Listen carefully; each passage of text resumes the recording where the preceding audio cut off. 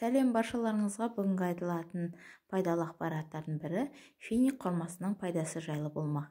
Финикті күніне 10 құрмасын жеген адам ағзасында магний, темір, күкірт, кальций элементтері қажетті деңгейде толығады. Күн сайын құрманы жеген адамның қан құрамында холестерин төмендейді, яғни жүрек қан тамыр жүйесі жақсарады. Сонымен қатар құрма жеген адамның қартаюы тежеледі. Егер сіздерге ары қарай видео қызықты болатын болса, арнама тіркеліп, лайк басып, коммент жазып, қоңыраушаны да басуды ұмытпаңыздар. Сіздердің қолдауларыңыз бізді шабыттандырады. Финики құрмасының сұрыптары. Құрма өндіру бойынша Сауд Арабия елі көш бастап тұр. Финики құрмалары ақш-та, Мексика, Австралия елінде де өседі. Арабтар үшін құрма нанның орнына жүреді. Ислам елінде құрма мен сүт Рамазан айында ауызашар кезінде дәстүрлі тағам ретінде жүреді. Финики ағашы біздің заманымызға дейінгі 6000 жыл бұрын Персид аралында өсірілген.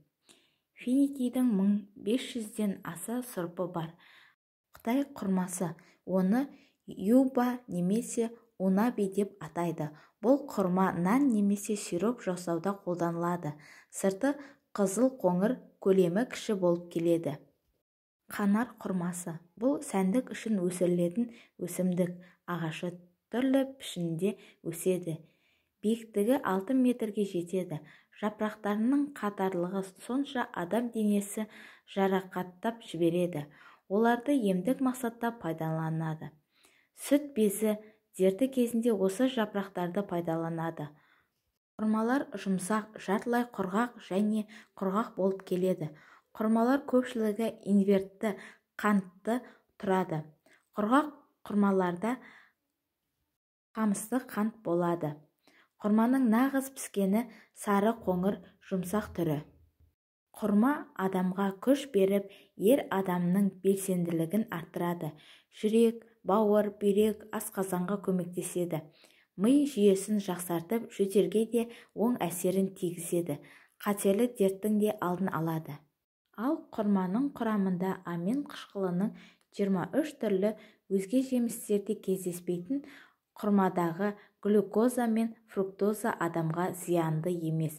Алайда қант диабетімен және семіздікпен ауыратындарға жеуге болмайды.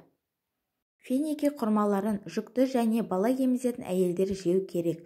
Құрма жаңа босанған ананың жатыр бұлшықетін қатайтады, яғни бала босанғанда оның пайдасы болады.